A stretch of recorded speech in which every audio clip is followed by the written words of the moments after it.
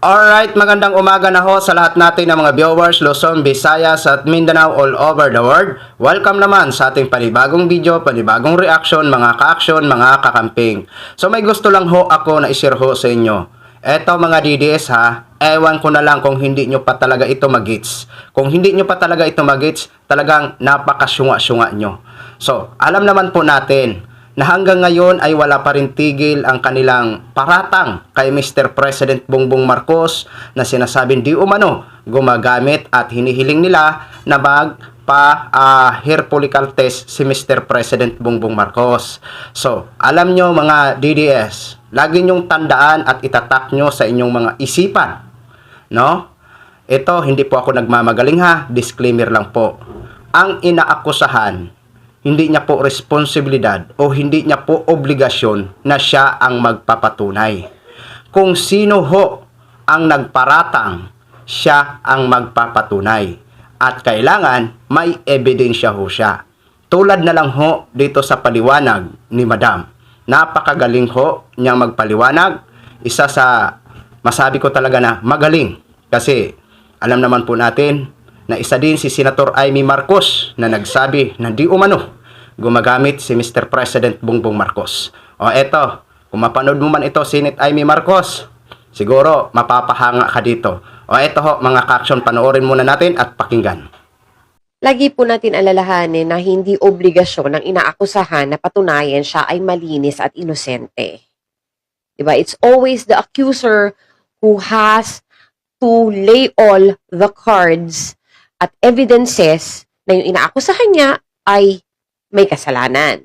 So, ganun dapat yun. Sa batas, ganun lagi.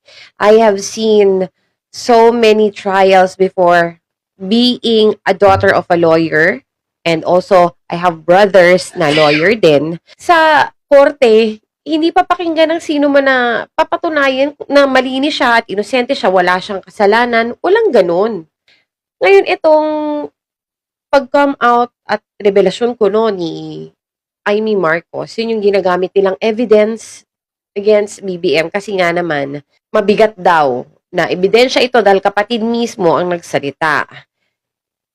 Pero, salita lang yun. Nasaan ang evidence? Salita lang, hindi tatanggapin sa korte yan. Ito kasi yun, kung bawat paratang kay BBM na siya ay drug addict at hihingian siya palagi, no? May kaakibat na drug test, lahat ng paratang sa kanya, edi kahit sino kalaban, pwede siyang diktahan. Pangulo siya, remember? Nagiging instrument lang kasi siya ng political harassment ng being the president, the leader.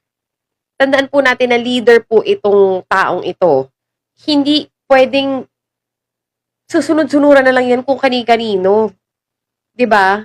Dapat nga maging firm siya as a leader eh. And take note, nagpa-drug test na si BBM before.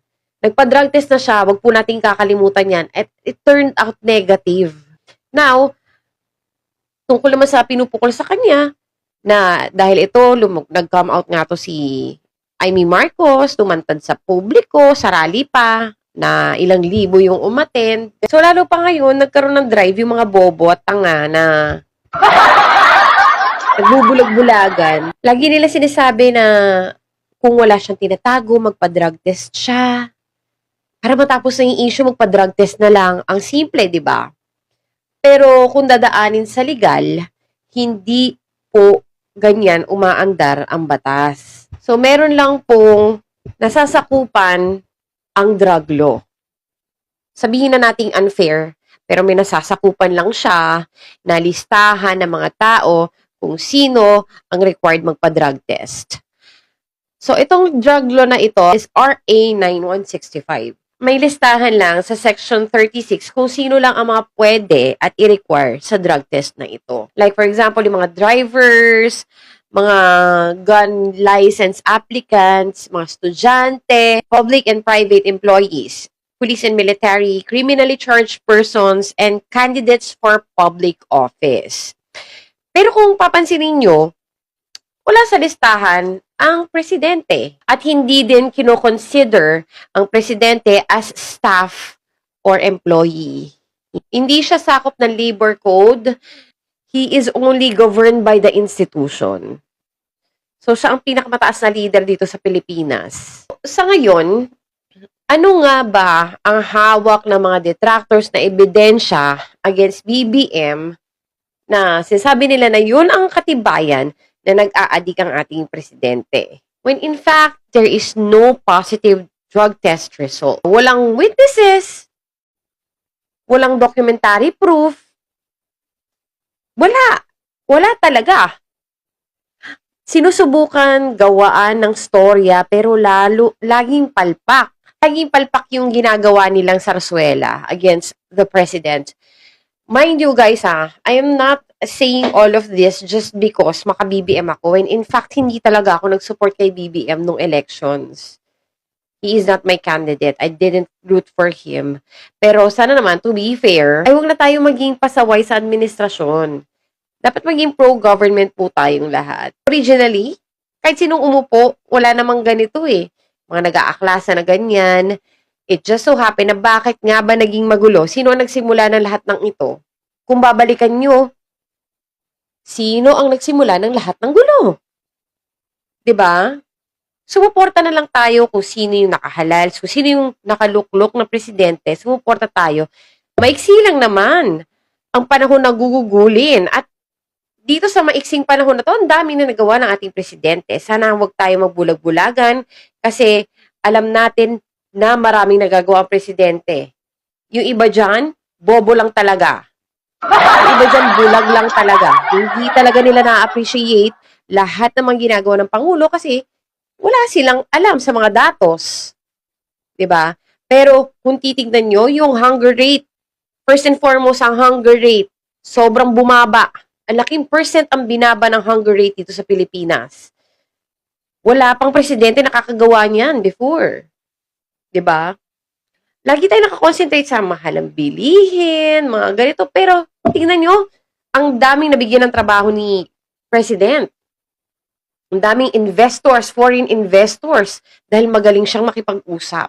Sa totoo lang, kung wala naman talaga ng gugulo, matiwasay ang pamumuno ni PBBM dito sa Pilipinas. Kaso sobrang dami talagang nanggugulo at mangagaw ng pwesto. Bakit? Diba parang ayaw na kasing bitawan yung pagiging presidente. Yun ang sakim. Ayan na mga DDS napakalinaw ng paliwanag ni Madam.